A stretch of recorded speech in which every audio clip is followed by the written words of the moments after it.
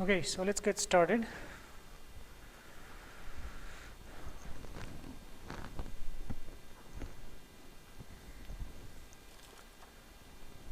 So today we will talk about projectile motion.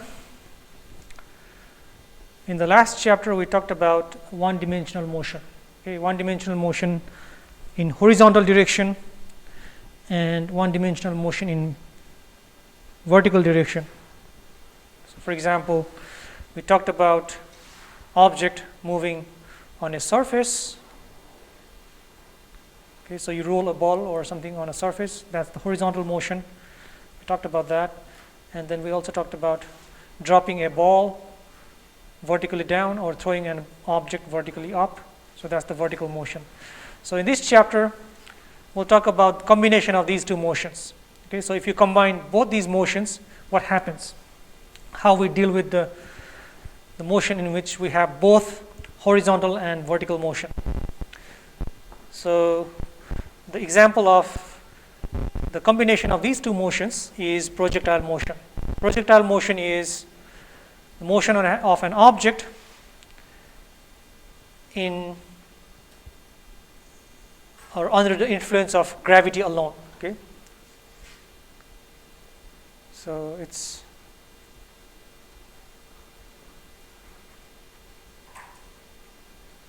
the motion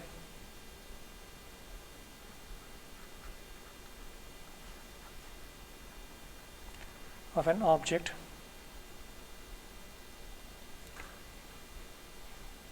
under the influence of gravity.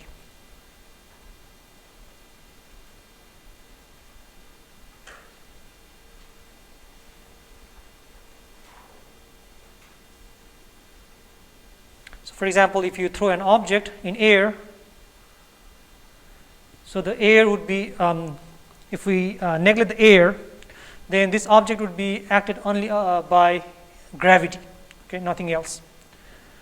So everything is then determined by the gravity, by neglecting the air. Okay, we do not consider the air. So when you throw an object in air, what you will see is the object would be moving in the forward direction. Okay, so it's moving in the forward direction. Let me draw here. So you throw this object in air at some initial speed.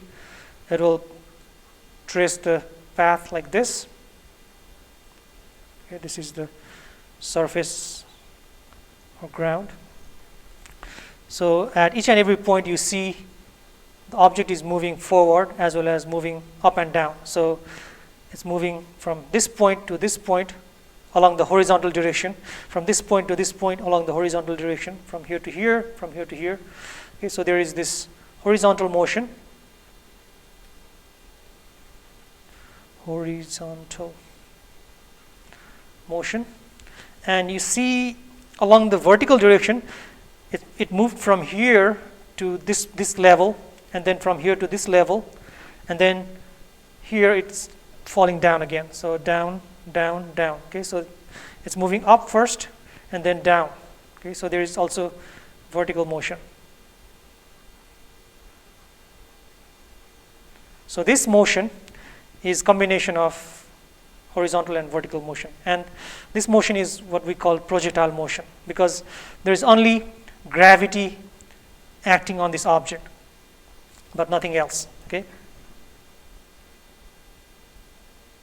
Another example is if you roll an object on a table. So you have a table, roll this object on a table, and at this edge it will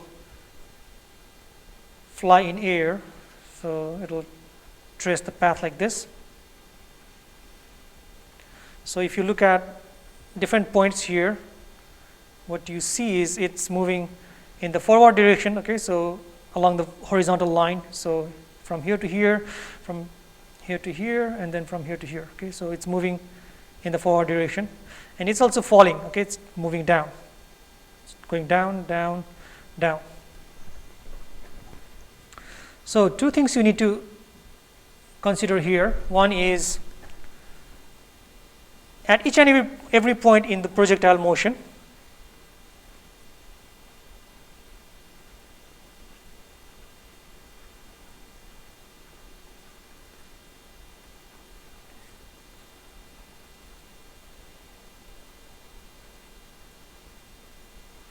the object is accelerated vertically by gravity. Okay? The object has an acceleration which is constant. It's always same.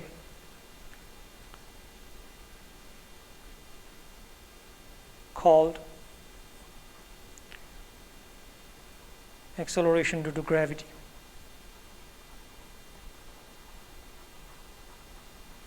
Okay.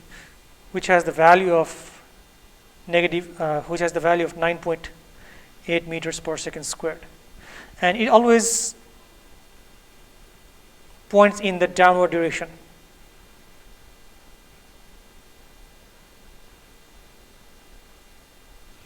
Why it is pointing in the downward direction? Because the gravity is pulling it down. So we will talk in the next chapter that acceleration is produced by force. Okay? When you apply force on something, it produces the acceleration. You must have force to produce acceleration. And in this case, we have this gravity of Earth that is pulling the object down. That means this acceleration is due to the gravity, which is pointing down. Because it's pointing down, so acceleration for a projectile motion is always negative 9.8 meters per second squared. Whenever you do any kind of projectile motion problem, this is always true. And this is true only for vertical part.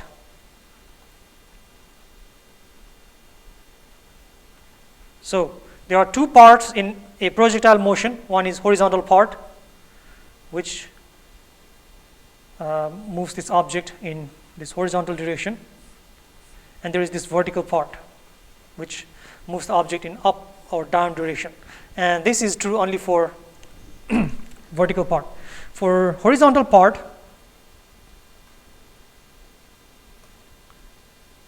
there is no force acting on the object. Okay? So the object is moving this way in the horizontal part, and nothing is influenced in that direction. It's moving on its own. When an object moves on its own, when there's no force acting on an object, then the velocity remains constant. Okay? For horizontal motion or horizontal part of the projectile motion, velocity remains constant.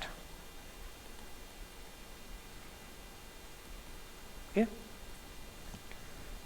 So these are two very important things that you need to keep in mind. So if I draw the vector diagram for the velocities in horizontal and vertical direction, so it will look like for horizontal part, let's say this is the velocity vector, so that's v, and this would be constant for each and every point. It will be same length. Okay, so v, let's call this vx, because now we have two types of velocities. Okay, so one velocity is in the upward direction, which we call vy, and the other velocity is in x direction, which is called vx. Okay, so this vx will remain same throughout the motion. So vx, vx, vx, all vx. So that's why I'm drawing the same arrows, same length. Now for vy, initially vy is pointing upward. So that's my vy initial. Now here, as you throw the object up, as it moves up, the velocity decreases. Okay, now we have smaller arrow.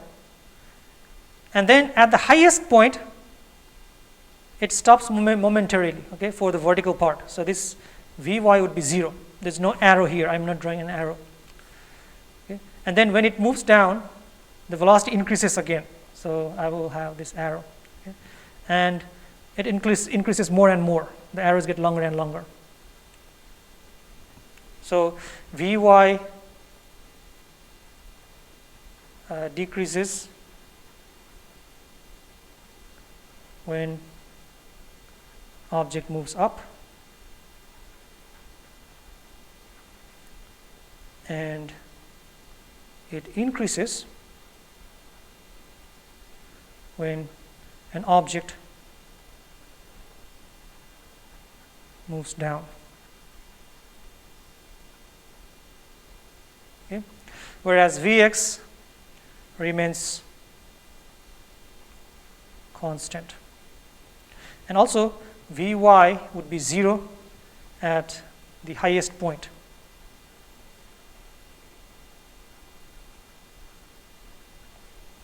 Okay.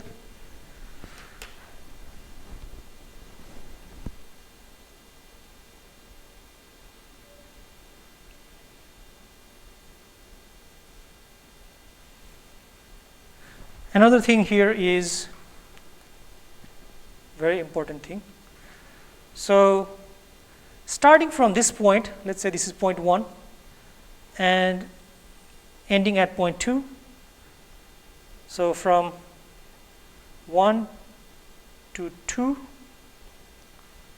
what's the maximum horizontal displacement? So the horizontal displacement is delta x, okay? So that's the horizontal displacement, and it's called range.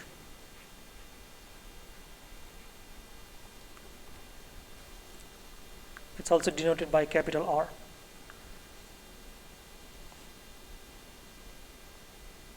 Range is starting from here to here, so this is range, this distance. And how about the vertical distance traveled from point 1 to point 2? Or no, I shouldn't say distance. What's the vertical displacement from point 1 to point 2? So from here it moved up, up, up, up, up, and then down, down, down, down, down. So what's the vertical displacement?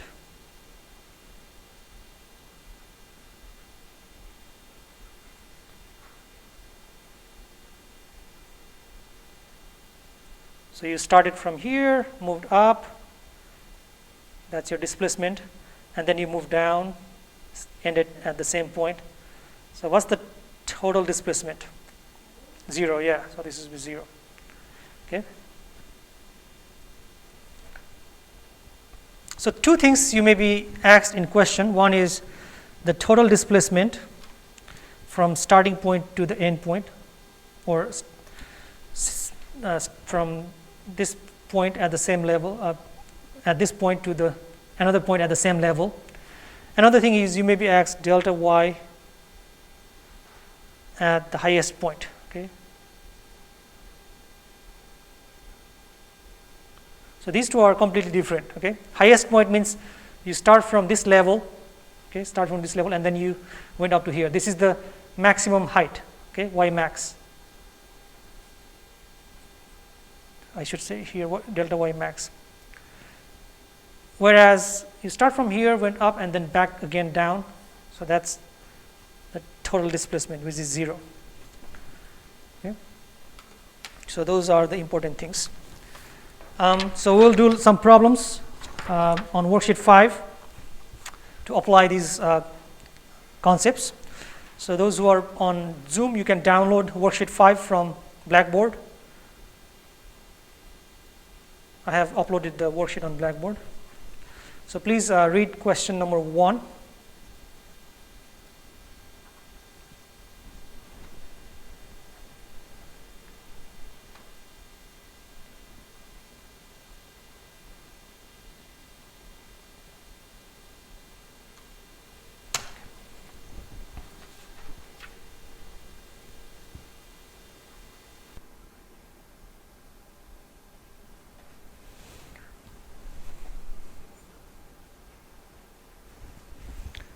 So the first thing I want to do here is draw the x and y coordinates, because this is a two-dimensional problem, unlike the previous part where we only dealt with one dimension, either horizontal or vertical, but here we have both horizontal and vertical direction.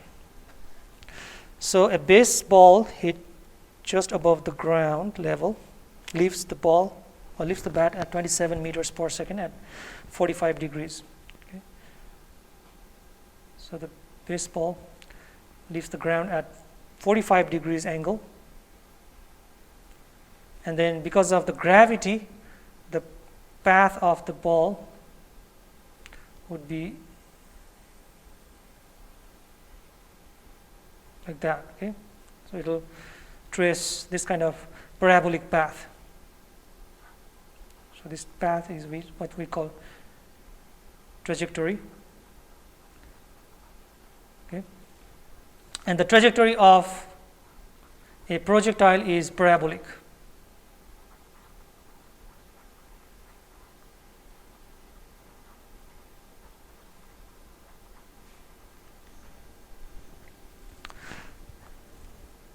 So initial speed or velocity with which the ball leaves the ground is 27 meters per second.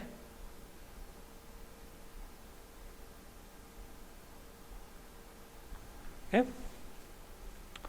Now when it leaves the ground, it will move in the forward direction as well as upward direction. So the forward direction is due to the horizontal part of this velocity, and vertical motion is due to the horizontal vertical part of this velocity. Okay. What I mean is we can resolve this vector. So we have this vector. You can resolve this vector into x component, which is a cosine theta, and y component, okay, a sine theta. So in this case also we have this horizontal component of the velocity, so vi, which we call x component, and we have vertical component which we call vi y, okay, and this is given by this vector vi times cosine. In this case the angle is 45 degrees. So this one is this vector vi cosine, or sorry, not cosine, sine 45 degrees. Okay, exactly same kind of thing we are doing here that we did in the vector. So our initial velocity Vx is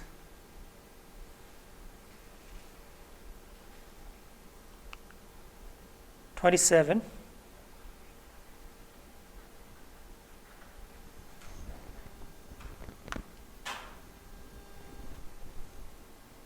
And what we need to find here is how far does the ball strike the ground. So we need to find this distance, okay, which is delta x, which is also called r, delta x or r.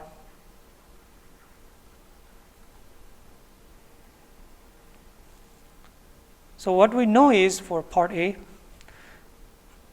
is the horizontal motion problem,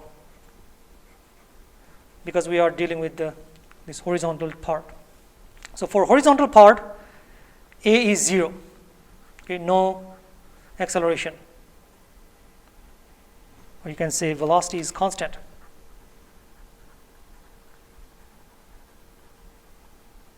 And when velocity is constant, then we only have one formula. Okay, so I gave you three formulas last time. So we have A is equal to Vf minus Vi over T. Delta Y is equal to Vit plus 1/2 At squared, and delta Y, or you can say X. It could be X or Y. Okay, let's say X. Or you can also say y, depending on whether it's horizontal or vertical. You can write here x or y. So delta x is Vf squared minus Vi squared over 2a. So I gave you these three formulas, and these three formulas apply only to the case where we have acceleration. But so this is when acceleration is not 0. But when acceleration is 0, then we only have this formula V is equal to delta x over T. Okay, so that means for this part A, we need to use this one because there's no acceleration. So we have v is equal to delta x, or we can just directly write. Let me just directly write delta x. Delta x would be, rearranging this, delta x would be v times t. Okay. Now in this case, v is vx. Okay. Because it's again horizontal motion.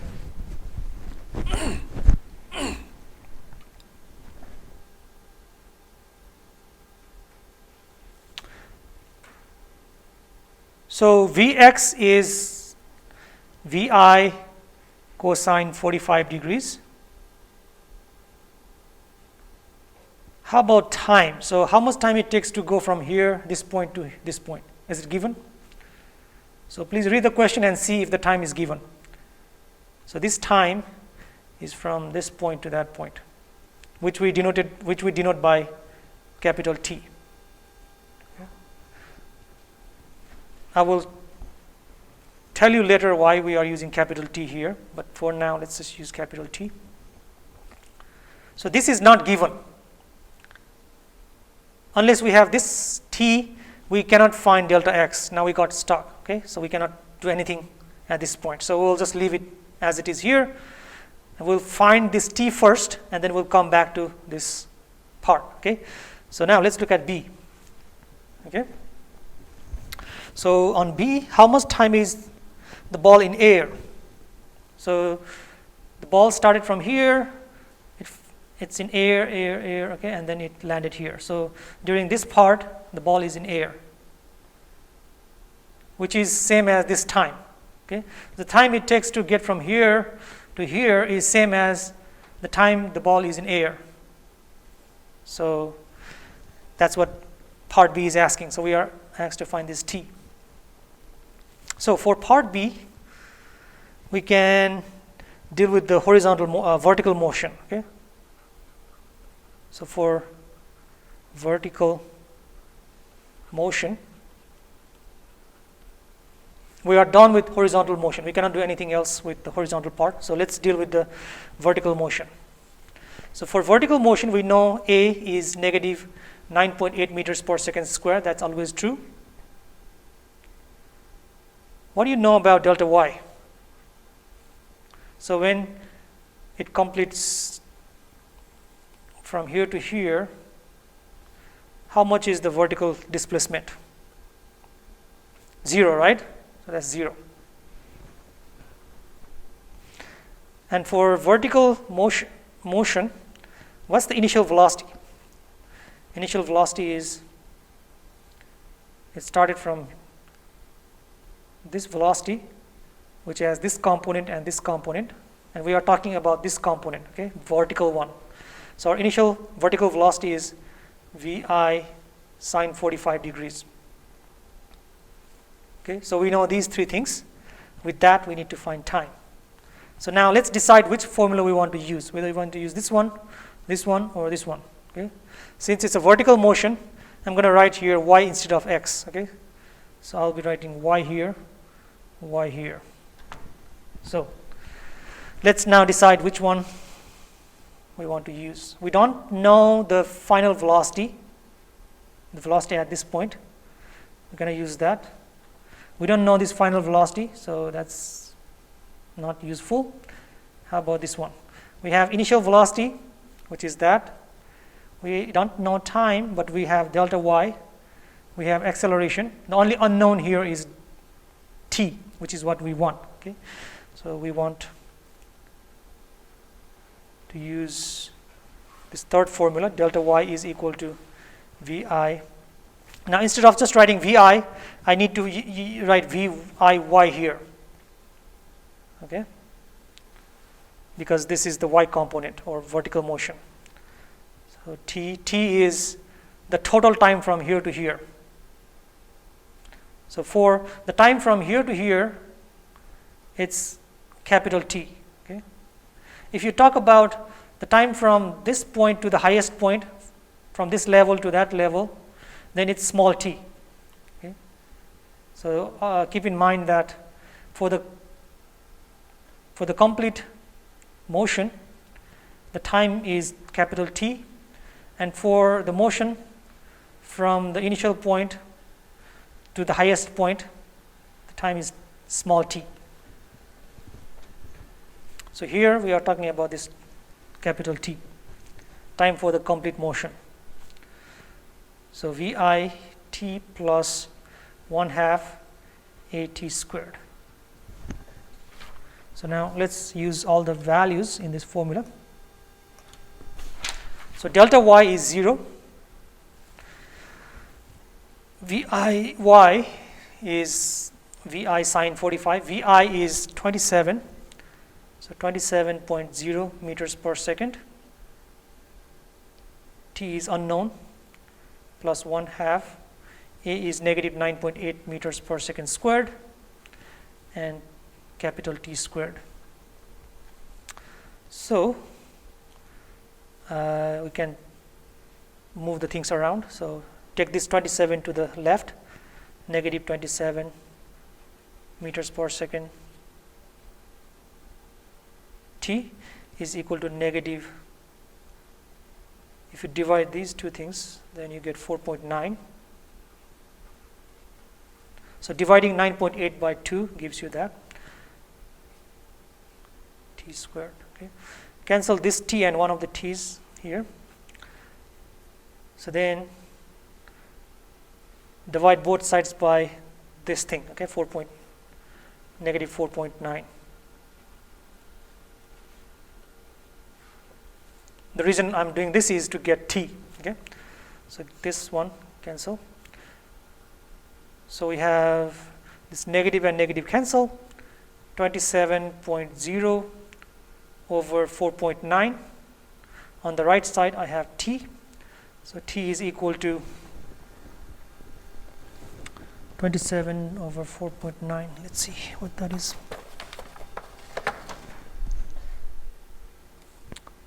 27 over 4.9. 27 over 4.9. That's 5.5. Okay, 5.51.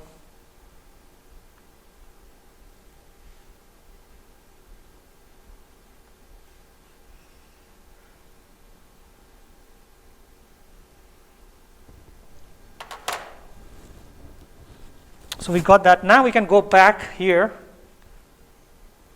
Let's see. I got some comment here.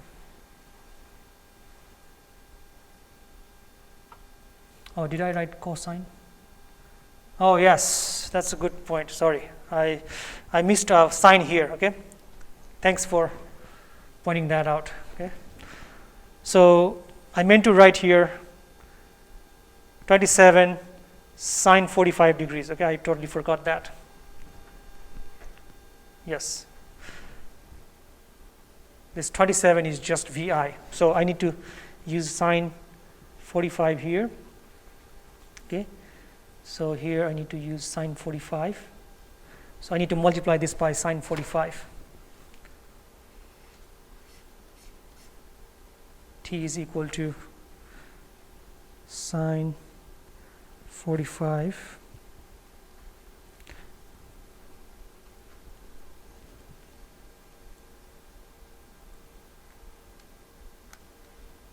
that's 3.896. Okay, so 3.896, or I can write 3.9.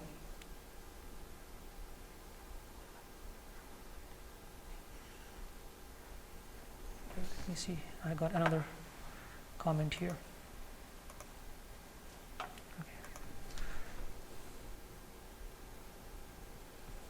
Okay, so that's the time. Now let's use that in this part.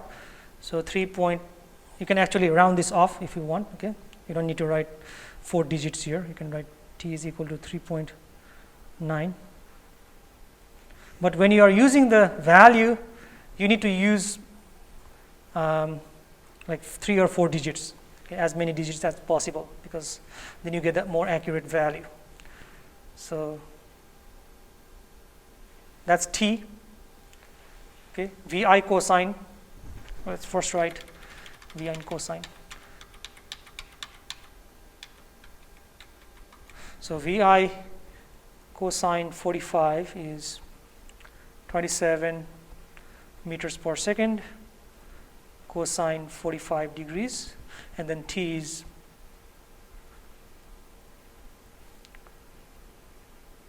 3.896 seconds. Okay, so you do the calculation.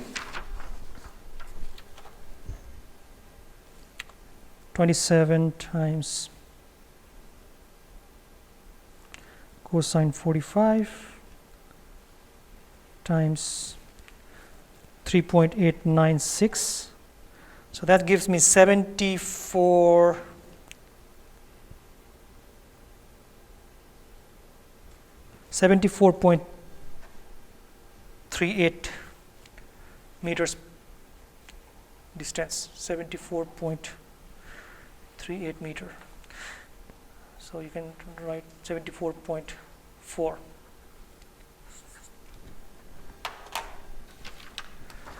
So that's part A and B. Now let's look at part C.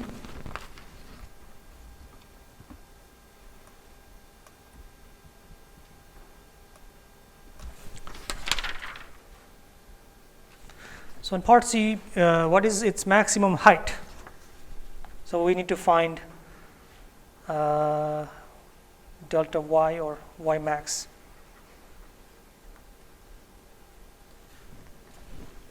So we have three formulas again. So we need to decide which one you want to use. So I will just write it here. So this would be useful for this purpose. So delta y is equal to v final squared minus v initial squared over 2a. Now we are dealing with the horizontal motion, we are dealing with the vertical motion. So for vertical motion, whenever you see y here, we need to put y here also, because we always need to differentiate horizontal and vertical parts. Okay.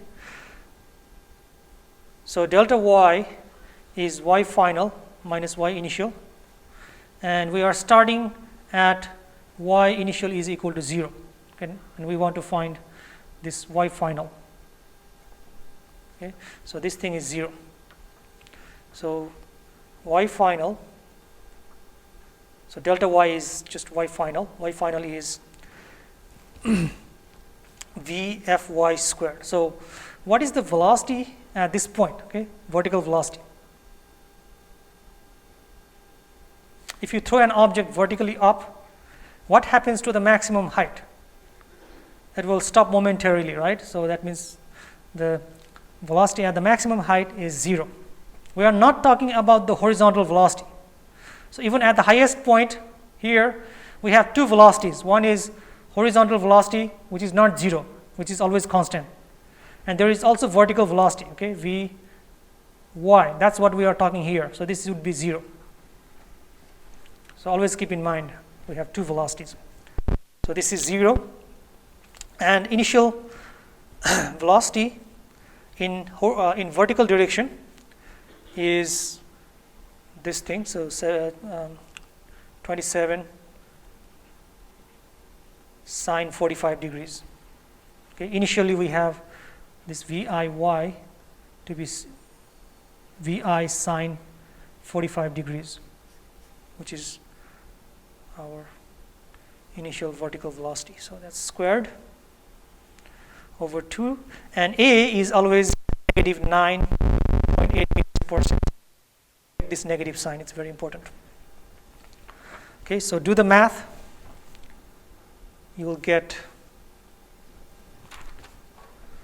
the maximum height.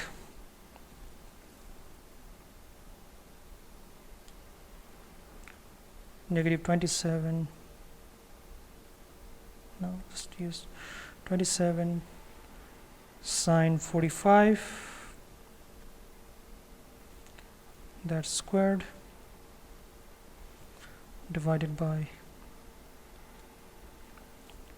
2 times 9.8. That gives me 18.59, but we can round that off to 18.6 meters per second. Okay. Oh no, not meters per second. It's just meter, because we are talking about the height. Okay, so that's the maximum height.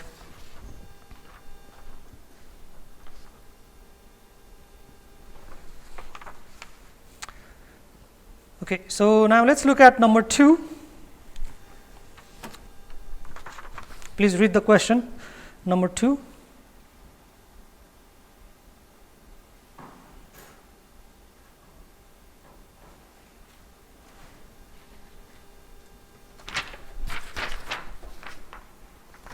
So we have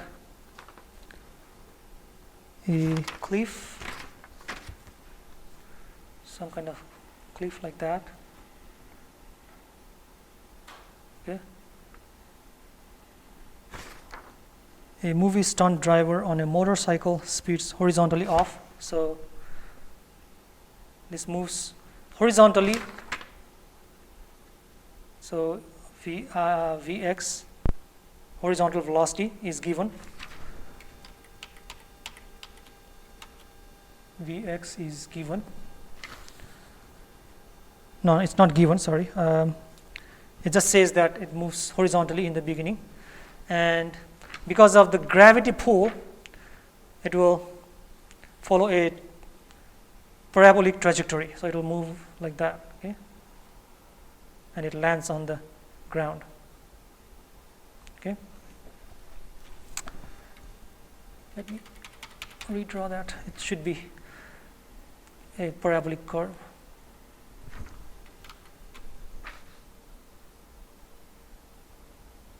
Okay.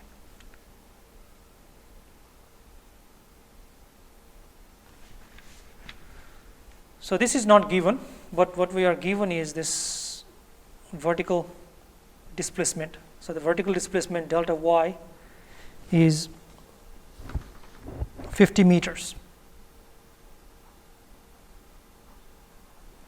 So it starts from here and then lands at that level, so 50 meters in the vertical direction. And then horizontal displacement is also given. So this range is also given. Delta x is 90 meters. So that's the only information we have. Okay. Now we are asked to find how far must the motorcycle leave the cliff to top to land on the level. How fast? So we want to find Vx. Okay, that tells us how fast the motorcycle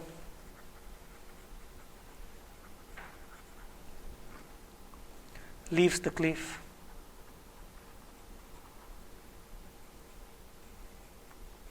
So that it lands 90 meters from this starting point. So how do we do this? So again, this one has two parts because it's a projectile motion. It has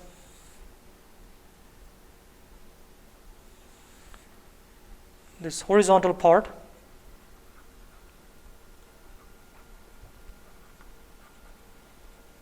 and it has vertical part, okay, vertical motion. In other words, it's moving forward as well as it's moving down. So this is forward motion, this is down motion. So for horizontal motion, V is always constant, so Vx is constant, always true, and Vx is we need to find, okay, so it's not given. And we only have one formula for horizontal motion, that is Vx is equal to delta x over t. This is the only formula we have because there's no acceleration. A is 0. So we want to find delta x, no, not delta x, we want to find Vx, so we don't need to worry about rearranging that. So to find Vx, we need delta x, which we have here. Okay, we have delta x 90 meters. And we also need the time, get time from this point to that point, which is not given. Okay, this is not known. So we cannot do anything with that. We need to first move on to the vertical part, and once we find time, then we can come back. Okay? So the time to get from here to here and from here, this level to that level is same. So what I mean is, start from here, you end here. So the time for this distance is t, and also you start from here, you land at this level. Okay, starting from this level, you end at this level. That means for this delta y, also time is same. Okay, the time it takes to cover this distance is same as the time it takes to cover this distance, because eventually they will land at the same point. So if we could find t in this vertical motion, then we can use that t in this one. So let's find the t from vertical motion. So what we know about the vertical motion? So initially, it's like you're dropping this object from this height. So initial velocity in the vertical motion is 0. It starts from rest. Okay?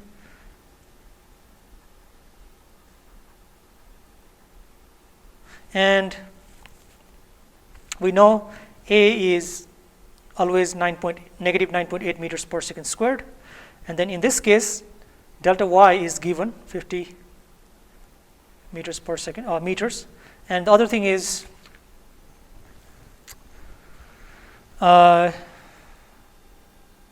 if we consider this to be our origin, it's moving down, so this needs to be negative, okay, minus for moving down. If it moves up, then we use positive here. If it moves down, we use negative. So we have three quantities. Now we have three formulas, so we need to decide which one would be useful to find t. So here we can use delta y is equal to vi yt plus 1/2 a t squared. Okay, so this is given negative 50. VIY is 0 times t plus 1/2 negative 9.8 meters per second squared t squared. So negative 50 is equal to 9.8 over 2 is 4.9 minus t squared. So t would be square root of 50 over 4.9. So that will give you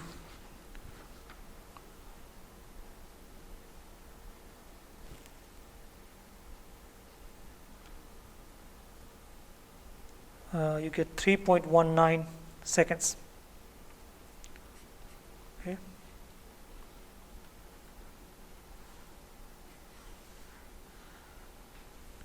Now we can use that in this formula. Okay, so Vx is 90 meter over 3.19 second. That is 28.2 meters per second. Okay, and that's what the question is asking.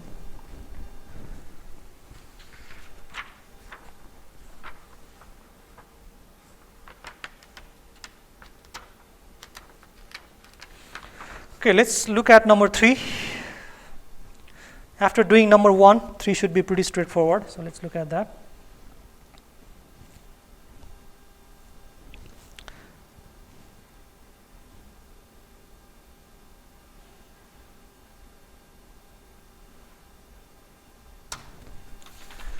Okay, a ball is shot at a velocity of 25 meters per second from a cannon pointed at an angle of 30 degrees. So first thing is draw x and y axis. And that's the cannon. So a ball is shot at 30 degrees above the horizontal line, and it's shot at initial velocity of 25 meters per second. Okay, so this will follow this projectile motion or this kind of parabolic path.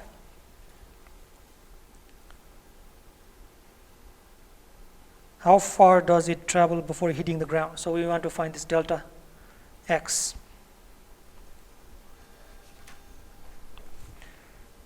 So again, here we have horizontal and vertical motion. You don't need to do this kind of thing, but I mean, just to make it a little bit simpler, I'm dividing the motion into horizontal motion and vertical motion. So we are asked to find delta x. Delta x is in horizontal part. So to find delta x, we need Vx. So this V can be resolved into two components. We have 25 meters per second. So x component is given by 25 cosine 30 degrees, and y component is given by, this is Vx, and y component is given by Vyi is 25 sine 30 degrees. Okay, I'm not writing here I or F because it's always same. So this is constant. So you don't need to worry about the subscript I and F here. But for vertical one, I need to write I here because this is the initial velocity. Okay, because the vertical will have both initial and final. So here we have 25 cosine 30 degrees. And then to find to find delta x, we can use this formula. So then delta x would be Vx times t. Now we don't know t. T is not given. So we cannot do anything with this. That means we need to first move on to the next part.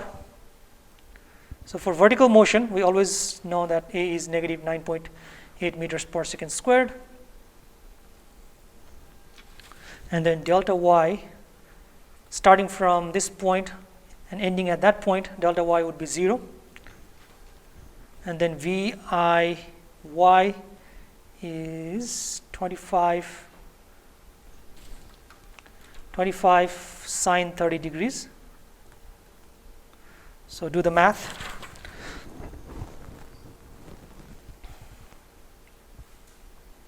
And then we need to find t, okay? Here, capital T. So from here to here is capital T. So now you need to decide what formula you want to use. So you can use this delta y is equal to Viy t plus 1/2 a t squared. Okay, delta y is 0. Viy is 25 sine 30 degrees. And t is capital T, unknown, 1/2 negative 9.8 meters per second squared, capital T squared. Okay, so take this to the left, negative 25 sine 30 degrees times t is equal to, divide 9.8 by 2, you get 4.9 times t squared. Cancel this squared and this t. The t would be 25 sine 30 degrees over 4.9. So then t would be 2.55 second. Use that in this formula. Okay, so Vx is 25 cosine 30 degrees times t is 2.55. So that will give you 55.2 meters. Okay, so that's the problem 3. We'll continue this in the next class. So please complete number 1, 2, 3. And we'll meet again next time. either virtually or in class. So I don't know what's going to happen on Monday. So we'll either meet on Zoom or here in person.